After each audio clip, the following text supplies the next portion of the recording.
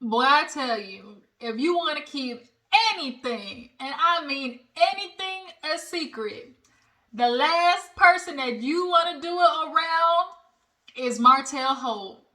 That man cannot keep a secret for anything in his life. Melnika, I'm not sure you thought what happened between y'all in high school stayed in high school, but see, you got a man who got something called I can't shut the fuck up. And see, anything that's done around him or with him, he's somehow got to throw the other person out there because he thinks that's going to make himself look better.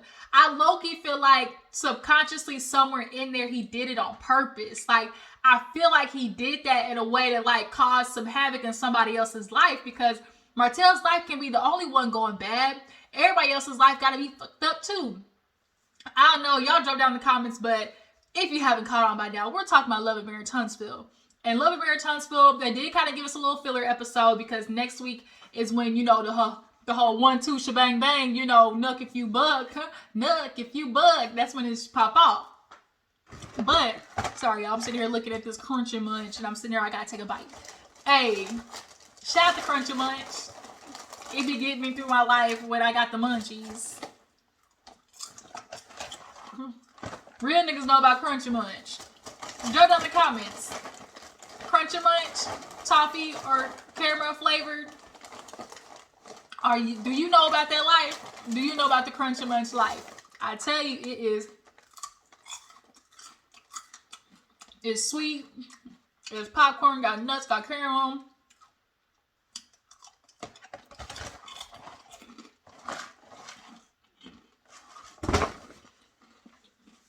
It's the way to go.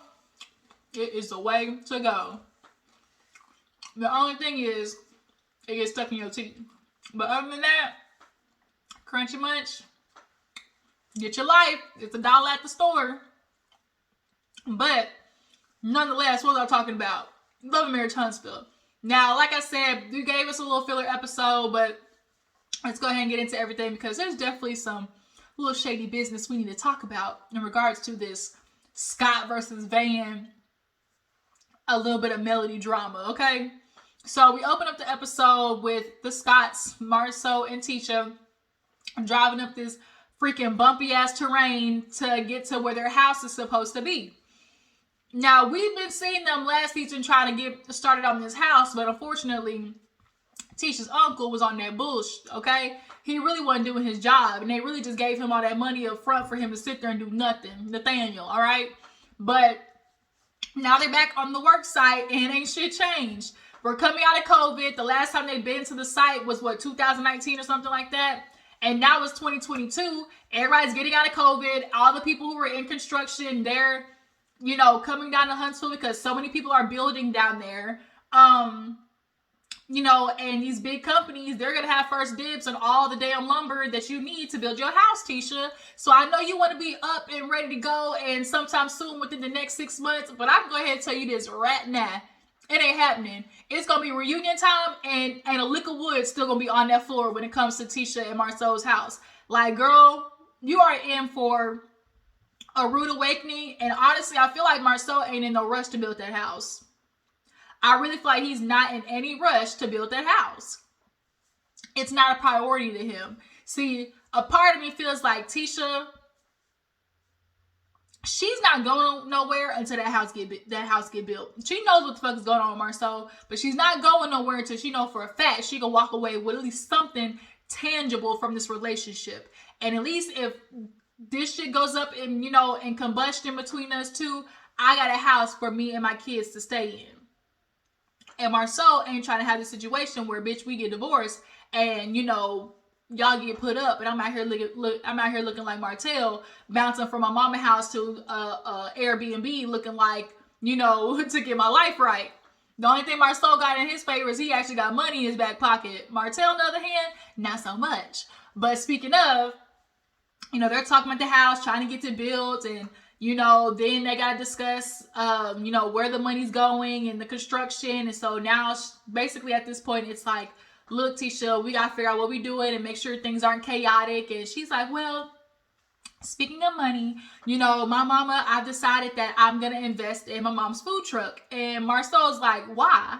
Like, why? And she was like, it's my mom's. And, you know, she told me that she got the truck up and running and drove around the street. And he was like, I bet $100 that shit didn't happen.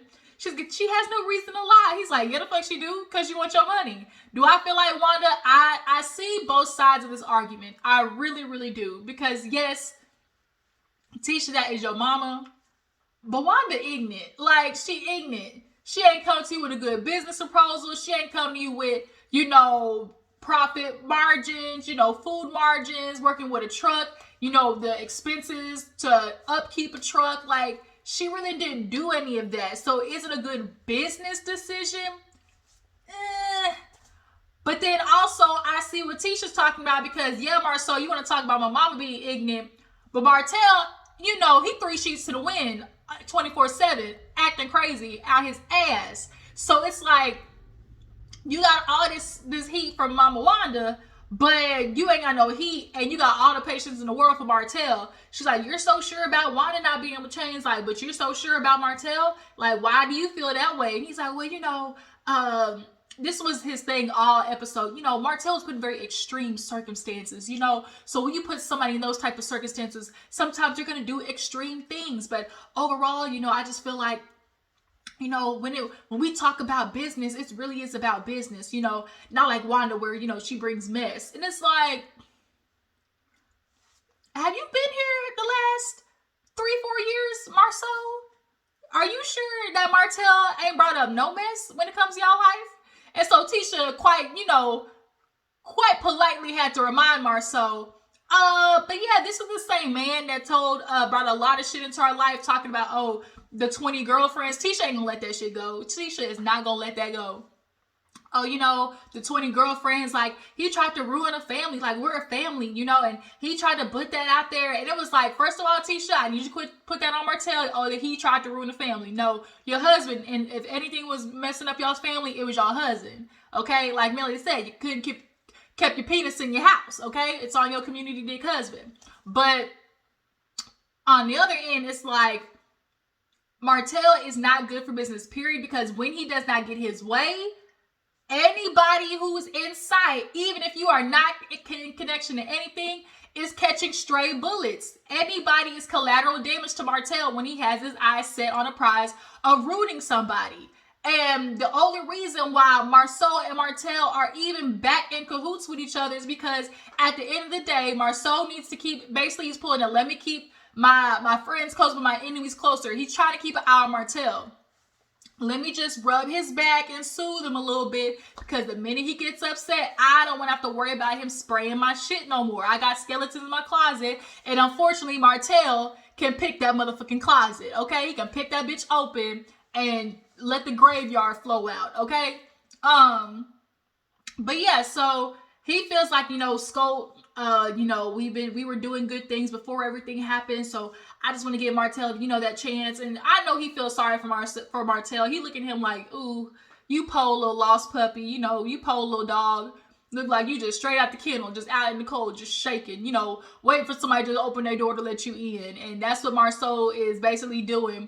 And I also feel like Marcel feels a little bit of like maybe guilt, because, you know, it is, you know, put out there that allegedly Melody and Martell helped Marcel and Tisha with a lot of fucking finances, like with a lot of money stuff, you know.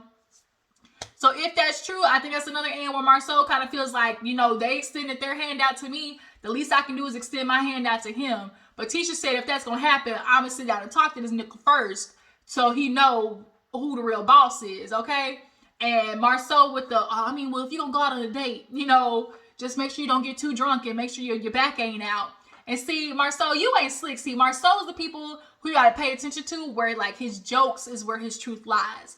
He does a lot of joking, and his little slick remarks, he used that like 2 or 3 times this episode about, oh, make sure your back ain't out. Like, he's trying to let the public know that I hear what y'all are saying, but I'm not really, you know, he's trying to make it come off like, oh, I don't really care. It's just jokes to me. But the more you talk about it, the more you're making it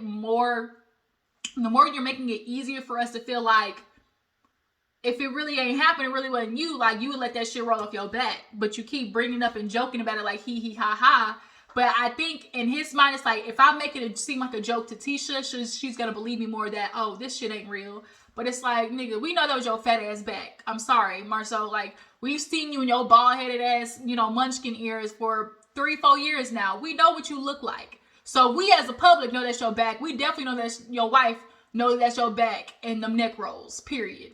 So moving on, Melnika goes over to see Martell.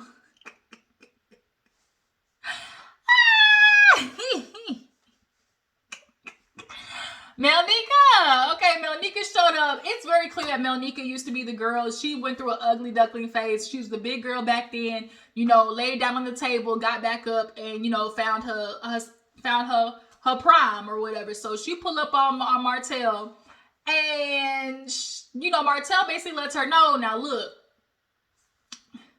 it's a rumor going around, and, you know, Destiny told me that Kimmy told her, that Mel told her, you know, that allegedly that, you know, we was fucking around with each other, and, you know, and Melnika was just kind of, she was trying to play it cool with the, I mean, you know, hurt people, you know, I would never say anything negative about Mel, you know, not that I know anything negative about her, but, you know, I know what's going on. You know, I'm feeling like this has to do with, you know, the whole wedding shenanigans. And it's like, oh, you know, it wasn't 2 weeks, you know, it was months. You know, I was gracious enough to let my mom help after everything. And, you know, it's very obvious that Martell and Melnika had a discussion about what was going to go on in this scene. And she was going to basically try to offset everything that's already been put out there about her, because Melnika was combating already the things that Melody talked about, as far as like, okay, she called me, you know, said this about my assistant, like everything verbatim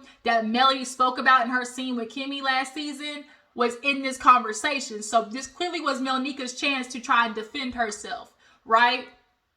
But it's like, ma'am, you jumped right into that, and it didn't make you look good nonetheless, because it's like,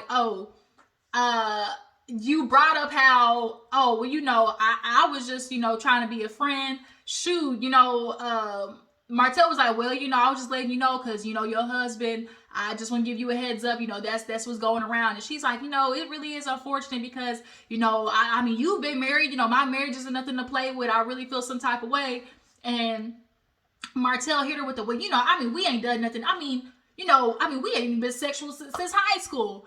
And Melnika's face said, you could tell it kind of threw her off, like,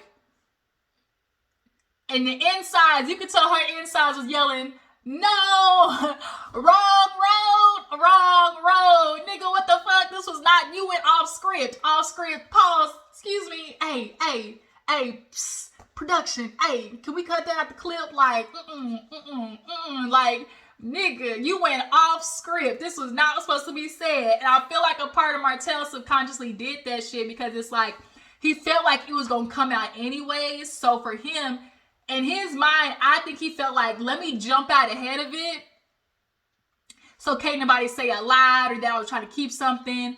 But in doing that, you literally only confirmed what we knew about y'all asses in the first place. Because we saw their energy back when she was managing him.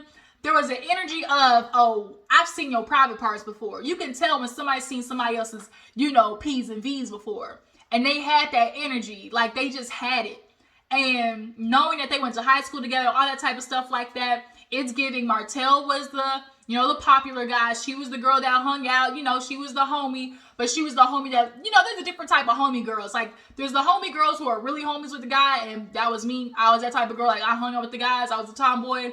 But then there was like the girl who was the homie because she was the homie that let the guys fuck. And that kind of came across like in Melnika's energy.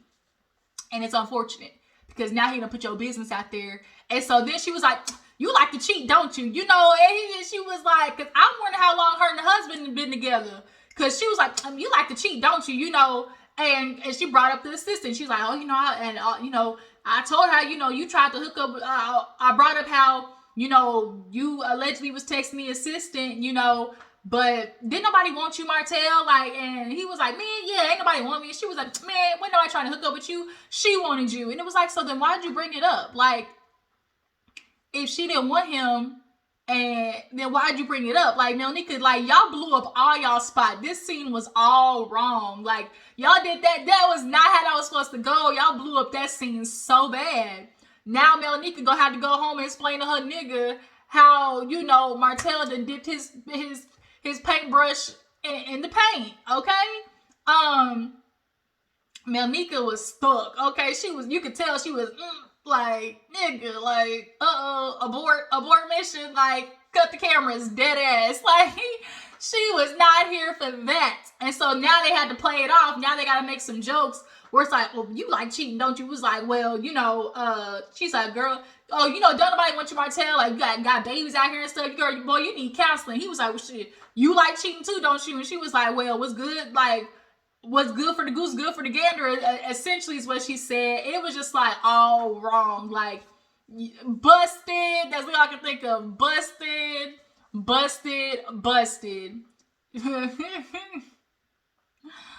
Martell gonna keep a female around him, and if she around him, I'm sorry, I'm always going to assume that they fucked. Martell don't keep no woman around him that he ain't fucked. That's just what I get at. There was a scene with Van and Melody. Basically, you know, Van was explaining to her about the Team Wife t-shirt and how she posted Tisha, and, you know, was like, you know, at melodysomething.com. Basically, come get your shirt at Melody, because Tisha put on that Team Wife shirt during Valentine's Day, and I'm sure she was doing it to be, you know, a little passive aggressive. It definitely was giving, you know, a little subtle shade. I'm gonna wear this shirt in quote unquote support of Melody, but really you were just trying to, like, I'm a wife. You know, that's what you were giving. I'm a wife. Okay? So what Van posted, when you read it, wasn't nothing super negative on there. Wasn't nothing like, just like, oh, downright degrading. It, like Van said, like, it was just like, go get your shirts. But she used Tisha's picture. That was really the only thing that, like, could have been seen as wrong. But in rebuttal to that, Marceau posted a picture that Van sent to Tisha a long time ago, that Mark had the 2 Coke bottles back when they put names on them, and it was Vanessa Scott, as in, you know, the 2 of them. And so Miss Van had to tell Tisha, like, whoa, wait a minute, whoa, hey, tell them to slow down. This ain't what I wanted, okay?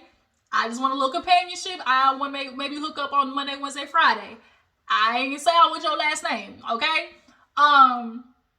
But now Van is feeling some type of way, because it's like, she's hung, like, obviously through working through Skull, Tisha knows what the situation was with Mark and Miss Van, and they grown folks. Like, if they want to hook up and link up and do whatever, and they be each other's sneaky link, then so be it. They grown ass people. But then it's like, for Martell at the reunion to kind of like jump ship the way he did on Van, and it's like, she was obviously felt some type of way about that, because he knows the truth, or we assume, like, before he was saying one thing, but then because he's pissed off at Melody, now it's like, well, fuck it, I'm not going to defend Van either. You know, I'm not going to try to defend Miss Vanessa.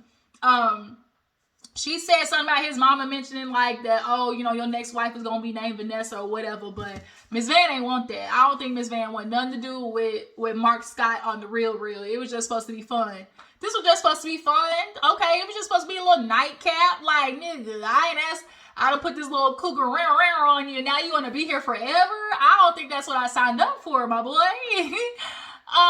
So yeah, at this point, Melody and Van are feeling like, you know, they throw really some malicious shade over there. The Scotts, they really be throwing, especially Wanda, talking about the kids and everything like that. The Scotts love to talk about, oh, we don't really throw no hard shade like that. But if we want to weigh out who really, like, kind of throw, like, some real rough shade, or real, maybe kind of borderline, you know, low shade, it's coming not from, you know, Van and Melody, if you ask me. Not saying that Melody ain't shady. Now, don't get it twisted. Melody is shady. She's shady as fuck. Okay?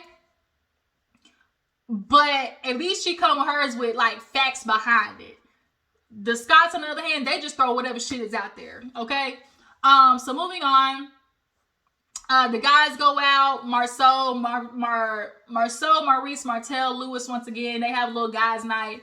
And, you know, they basically, oh no, Martell meets with Tisha. That's what it was. Martell meets with Tisha because she wants to let him know, hey, it's a new sheriff in town, okay? It's a new sheriff in town. And, you know, he come in, what's up, Tisha? You know, what's up, what's up? And she's like, you know, what's up, Martell? And she's like, look, you know, I just want to come and talk to you because Marceau obviously is giving me the download on, you know, you wanted to come back to work for Scope. And, you know, just, it is, you know, I have a couple of concerns. And of course she asked how he been and how the kids been. He's like, yo, you know, it's been difficult with the kids growing up and everything. And it's like, yeah, kids is hard work.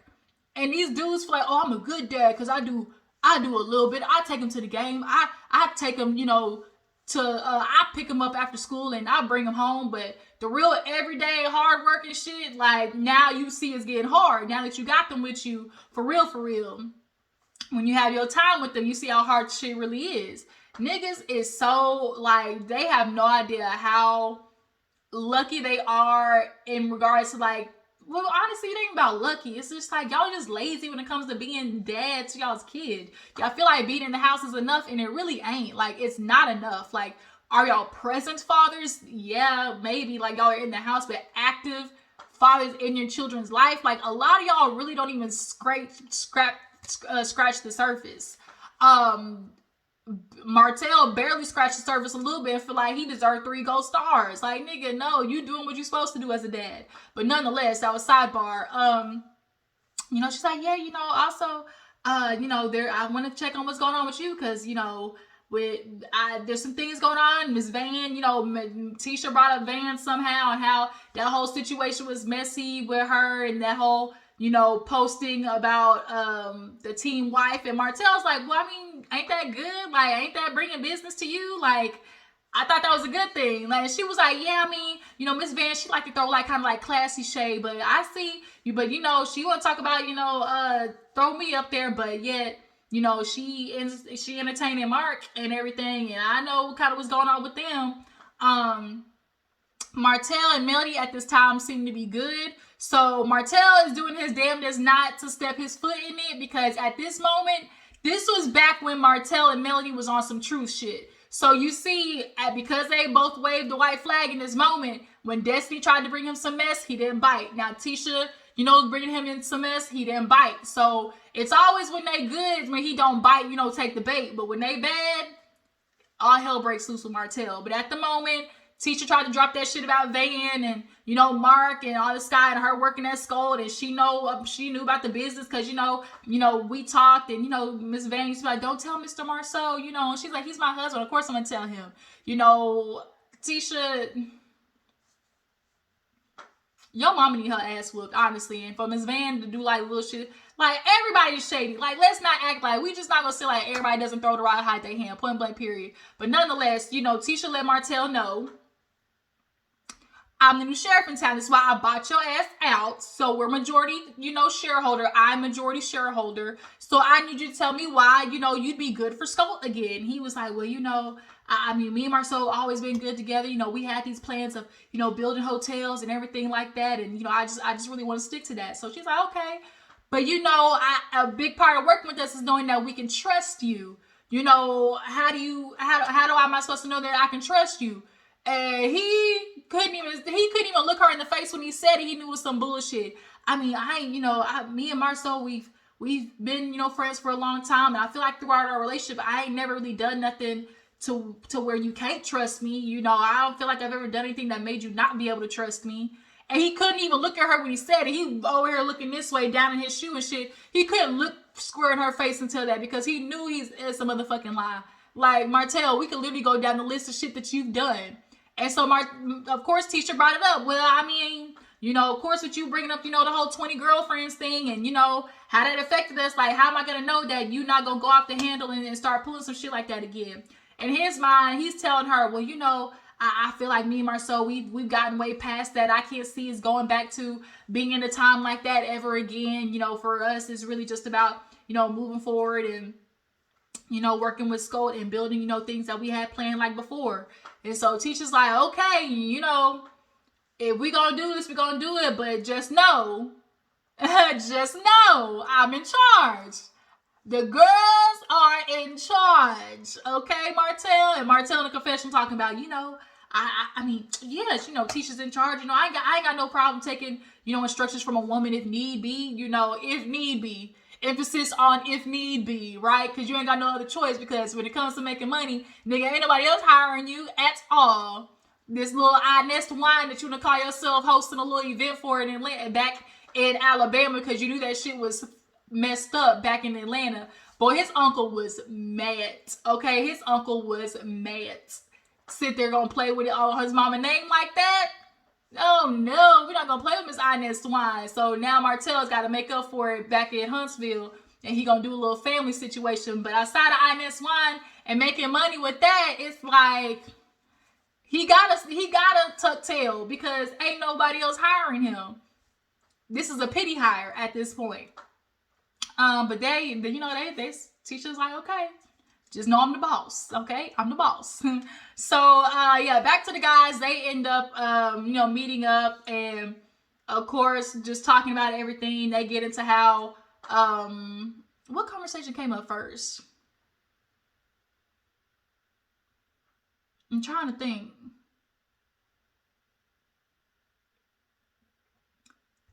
Which one came up first? Was it about Van? Or was it about working?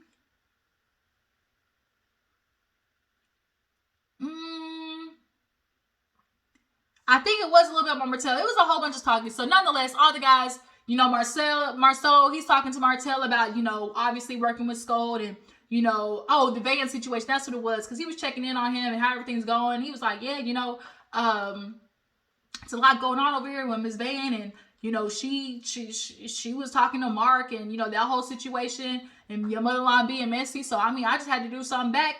If she want to talk about, she was supporting marriages, well, I guess you could say my post was supporting marriages too. And it's like, Marcel, if you don't shut your no teeth having ass up, Mr. Toad dancing man head ass looking up, like, if you don't stop you don't stop with your tortoise ear looking having ass up. Like, let's cut it out. So he's going back and forth with the Van situation, and I guess he tried to call himself, making Miss Van look bad with the, because, she was in love with him. He was like, they was doing a lot of things. It wasn't just we was together. She was paying child support. She was paying things for him. And it's like, why would she be doing that? Because she was in love, And trying to make Miss Van look bad, you made your brother look like shit. Because why is Miss Van, if she was, paying his child support? Do your brother not got a job? Do your brother not got no money? Do your brother even got a car? Do your brother even got a car in his name? Is your brother staying with your mama? Like, your brother's starting to sound like a bum. And like we was talking about on Scotty's Live, shout out to Scotty on Nature, he sound like a homosexual, a man who ain't got nothing to offer but dick. Like, that's what your brother sound like, Marceau. And it's what always happens. And men trying to shame women, they really, like, low-key end up talking about themselves. Like, they end up blasting themselves. Like, you sitting there trying to make Miss Van look bad, and now you made your brother look like just like absolute garbage, because it's like, if she paying the child support, that means he's not. So what the fuck is he doing that he can't take care of his kids, So then on top of that, he's like, well, Martell, he's talking about the kids, and I love my kids, and sometimes I just take cookies to them and to spend time with them. He's like, well, you can't get all your affection from your kids. You've been going on any dates? And he was like, what? And he was like, huh? You went on a date lately? He was like, with Tisha. And he was like, oh. And so he was like, yeah, Tisha told me how everything was going, and what are you thinking? He was like, she let me know that she's in charge, she's the boss. And Marceau tried to give us, a lot of people like to think of me as like the head man, the leader and everything. And he's an athlete, bro. You ain't an athlete of shit, okay? He was like, yeah, a lot of people like to think that I'm like the strong person up front, but I can have all these ideas to build, but Tisha come behind me, with the checks and balances, saying like, lets me know, like, look, the budget no call for that. So he's been doing his damnedest. Him and Maurice this season have been trying to do real, damage control with how they are perceived. Marceau's been trying real heavy this season to make it seem like, up front, people like to think that I'm the one like just like doing everything, but really, you know, I got me a woman beside me. That's why you need somebody to hold you accountable, you know. And Tisha, she does that for me, you know. She does that behind the scenes, you know, bringing me the checks and balances. And it's like, if you don't shut up, stop trying to convince us of something that we know is not real. Like Dr. Francis said, the truth doesn't need no explanation. It stands on its own. So, you know, they're excited, and, you know, but then, like Marcel said, like, look, we've had some issues, and Maurice is like, you know, I'm just so glad to see y'all, you know, y'all have come a long way. I never would have expected this from y'all. And, you know, Martel's like, yeah, you know, it's good to talk to you guys again. And Marcel's like, look, you know, going forward, you know, we got to have like a constitution, an inner constitution of, you know, us not going below the line. This was basically Marceau in a roundabout way telling Martel, nigga, don't you do that shit again. Don't you try to blast me again. Okay? This is it. Like, if you gonna come over here to make some money, make sure you know where the line is at, i.e. quit spilling our motherfucking tea. Quit spilling all of our business, all of our dirt that we've been doing together. Nigga, we supposed to be in this together. Right? And so it's like, oh, you know, we all got to have that inner constitution of, you know, what line we're going to draw with each other. You know, that's my brother, but we never get into a fist fight. And Martel was like, like, should you be pushed enough, you know? And it was like, Martel was trying to make a point like, oh, y'all would definitely fight each other. But it's like, nah, you know, because, you know, we know how far we're going to go with each other because that's what, you know, we expect out of each other, you know?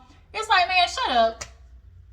You threw your brother under the bus. Like, you literally just got done throwing your brother under the bus with that Atlanta trip. Like, shut your ass up, Marcel. Marcel, like, really, like, I just can't with him. Like, he talks out of his ass. Like, it annoys me.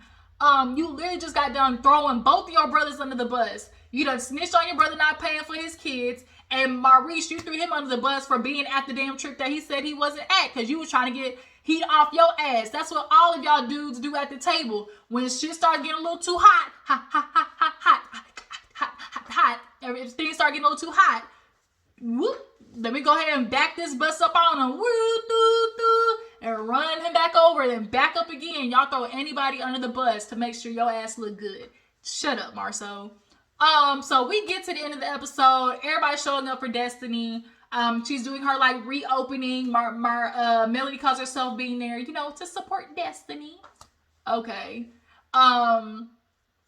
Everybody had to be there. It clearly was everybody needs to show up there scene. So we see Contessa and Scott actually were there. Super cute outfit. Melnika showed up, and of course, you know, Maurice and when Martel was there, he was like, oh, you invite Mel? And she was like, you know, she's right here. He's like, Melody. She was like, oh, so what do you think about the black cabinets? And a part of me is annoyed when Destiny does that shit because it's like, you and Melly don't fuck with each other. We get it. So just say, no, I didn't invite her. Like, I wanted to avoid that energy. You know, it was important for me to, you know, make sure, you know, I had, you know, the people here that I wanted here. Like, she does that passive aggressive bullshit. And it just kind of is like unnecessary. It's just kind of like, ugh, like grow up kind of. It kind of gives real, like, be a grown woman type energy. Like, it's kind of like, ugh. But, yeah, everybody was showing up. Miss Wanda, she showed up there safely. If I had a damn truck, I wouldn't have to do all this. And so Tisha goes over to try to help. And Marcel was like, Tisha, we got to go inside. And it was like, damn, you going to let Miss Wanda struggle outside? Everybody goes in, is talking about, you know, her reopening and everything. Melnika and Destiny's ranking on Martel, talking about, she was like, girl, how you been doing with Martel? You know, she's like, you know, just trying to deal with him, you know, just trying to get him everywhere. She's like, you know, I'm so thankful for you helping Martel and everything, because shoot, with him, you gotta settle. He looking like settle. And both them bitches is like, yeah, nigga, settle. People is settling with you. It just is what it is, nigga. You is a settle. But yeah, y'all, that was honestly Love and Marriage Huntsville. Like I said, it wasn't too much, kind of stretched out this video, but y'all tell me how you feel about Melnika and Martel. Did they spill the beans? Do you guys feel like Martel did the shit on purpose? Do you guys feel like they've been hunching since then? A part of me kind of feels like low-key they did, but I'm not sure. I'm kind of 50-50, but a part of me feels like it definitely, they hunched after high school. What do you guys feel about Destiny and how she's acting with Melody? What else? Do you guys feel like Oh shit, no, no, it ain't gonna work. Matter of fact, because they're gonna fight next episode. Yeah, Scope, it's out of the cards for Martell at Scope. Point blank, period. But I appreciate y'all for tuning in. Y'all tell me what you feel about the episode down in the comments. Make sure to follow my Instagram and Twitter, and I will catch you guys for the next one. Bye.